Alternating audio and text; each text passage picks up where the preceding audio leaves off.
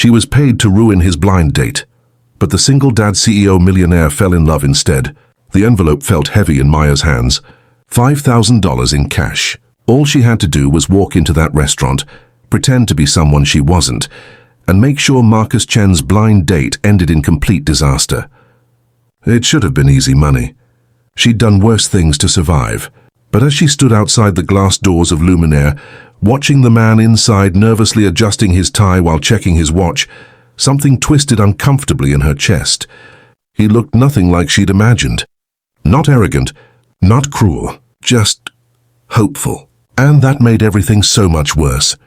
If you're enjoying this story so far, please hit that like button. Drop a comment below telling me what you think will happen next. And don't forget to subscribe to Trillionaire in Love for more heartfelt stories that will make you believe in second chances. Your support means the world to me. Maya pushed through the door, her borrowed designer dress rustling softly. She'd rehearsed her lines 100 times. Spill wine on him. Be impossibly rude. Make a scene. Anything to ensure he'd never want to see his actual blind date again. The woman who'd hired her, a bitter ex-girlfriend named Victoria, had been very specific about that. But then Marcus looked up, and Maya forgot every word she'd practiced. His eyes were kind. Tired, yes, with shadows underneath that spoke of sleepless nights, but genuinely kind. He stood immediately, a small, uncertain smile crossing his face. "Sarah?" he asked hopefully. Sarah. That was supposed to be his real date's name. Maya should have corrected him immediately, should have launched into her act. Instead, she heard herself say, "Actually, there's been a mix-up. I'm Maya." The confusion on his face was immediate, but instead of irritation, he simply gestured to the chair. "Would you like to sit anyway? You look like you've had a long day." That small gesture of kindness cracked something inside her. Maya slid into the seat, her conscience screaming at her to leave, to tell him the truth, to do anything but continue this charade. But $5,000 could cover her grandmother's medication for 3 months. It could keep the landlord from evicting them. It could buy her time to find a real job instead of taking these morally questionable gigs. "So," Marcus said, folding his hands on the table, "I'm guessing you're not the Sarah from the dating app." "No," Maya admitted. "I'm not. But you're here, I'm here." He studied her for a moment, then did something completely unexpected. He laughed. Not mockingly, but with genuine amusement. "You know what? This is already going better than my last 3 attempts at dating. At least you're honest about not being who I expected." Maya's carefully constructed walls began to crumble. This wasn't supposed to happen. He wasn't supposed to be funny or self-deprecating or real. He was supposed to be another wealthy jerk who deserved to be taken down a notch. "Tell me something," Marcus said, leaning forward. "Why did you come in here if you're not Sarah?" The truth sat on Maya's tongue, dangerous and heavy. Instead, she said, "I saw you through the window. You looked like someone waiting for hope to walk through the door. I couldn't walk past that. It wasn't entirely a lie. She had seen that in him. She just wasn't supposed to care about it." For the next hour they talked. Marcus told her about his 6-year-old daughter, Lily, who was obsessed with dinosaurs and refused to wear anything that wasn't purple. He explained how his wife had died 3 years ago from cancer, how he'd thrown himself into building his tech company to cope with the grief, and how he was finally trying to find room in his life for something other than work and single parenthood. "Everyone keeps telling me I need to move on," Marcus said quietly, turning his wine glass in slow circles. "As if love is something you can schedule like a business meeting. As if there's a timeline for when your heart is supposed to be ready again." Maya found herself sharing things she never told strangers.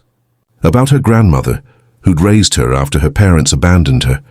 About dropping out of college to care for her when the dementia got bad. About the series of terrible jobs and desperate decisions that had led her to that envelope in her purse. She didn't mention the envelope itself. She couldn't. As the evening wore on, Maya felt herself falling into something dangerous. Marcus was brilliant but humble, successful but grounded. He asked the waiter's name and actually listened to the answer. He tipped generously. He spoke about his employees like they were family. Every detail contradicted everything Victoria had said about him, being a cold, calculating businessman who deserved to be humiliated. When dessert arrived, Maya's phone buzzed. A text from Victoria. "Well, have you destroyed him yet?" I want photo evidence. The words felt like ice water down her spine. She looked up at Marcus, who was showing her pictures of Lily on his phone, his whole face transformed by love for his daughter. This man didn't deserve what Victoria wanted.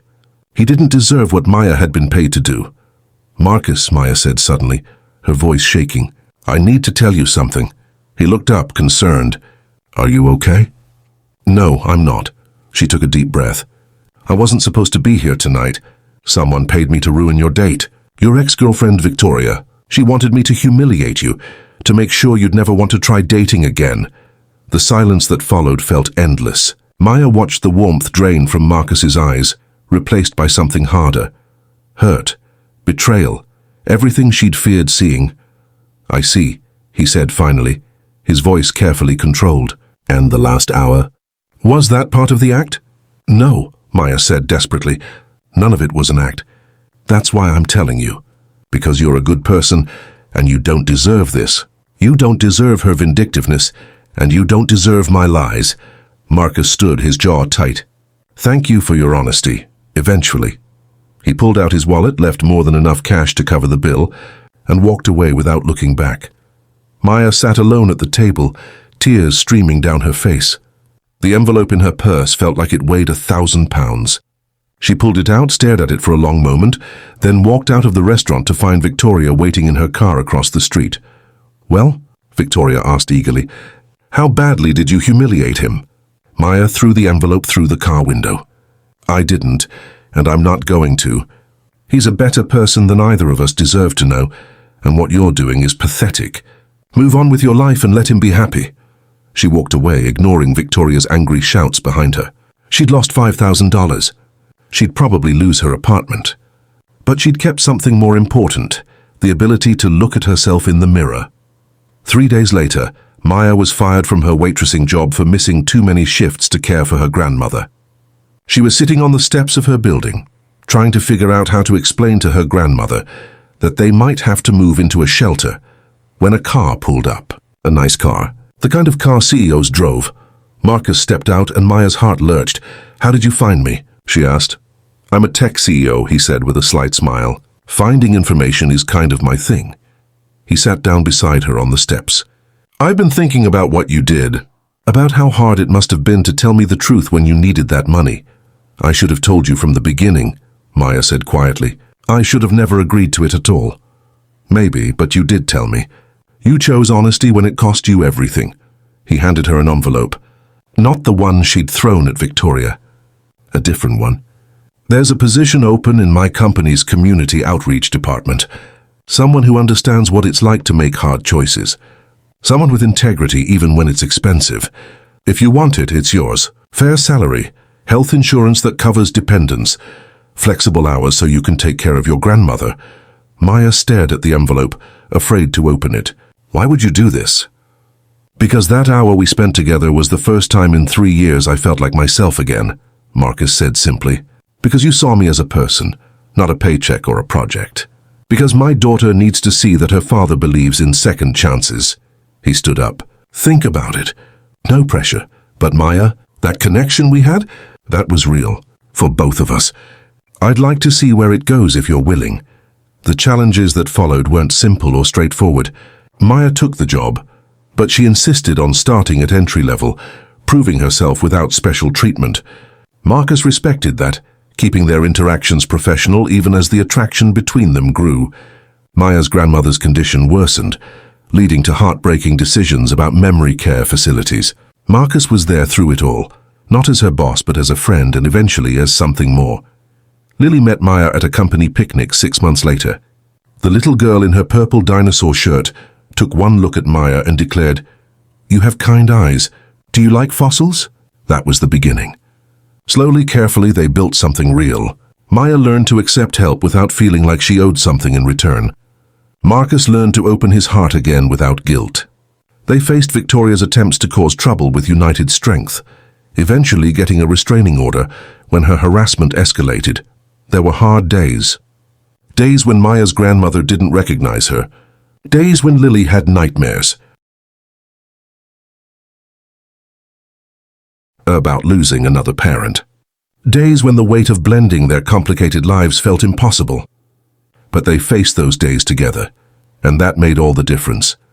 2 years after that disastrous blind date, Marcus proposed at Luminaire, the same restaurant where they'd met. "I was waiting for Hope to walk through that door," he said, down on one knee. "I just didn't know Hope would look like a woman brave enough to choose honesty over easy money. Brave enough to believe I could be worth the truth." Maya said yes through happy tears, while Lily cheered, and the entire restaurant applauded. Their story wasn't about a prince rescuing a pauper or a woman fixing a broken man. It was about two people who met at their lowest points and chose to be honest, to be vulnerable, and to build something real from a foundation of truth. It was about second chances and the courage to take them. Sometimes the worst mistakes lead to the best destinations. Sometimes being paid to break someone's heart teaches you what love actually means. And sometimes the person you were meant to find has been waiting for you all along, even in the most unexpected circumstances. If this story touched your heart, I'd love to hear from you in the comments below. Have you ever been given a second chance that changed your life? Do you believe in finding love in unexpected places? Share your thoughts and don't forget to like this video, subscribe to Trillionaire in Love, and hit that notification bell so you never miss a story about the power of love, redemption, and second chances. Thank you for being part of this community. Until next time, keep believing in love.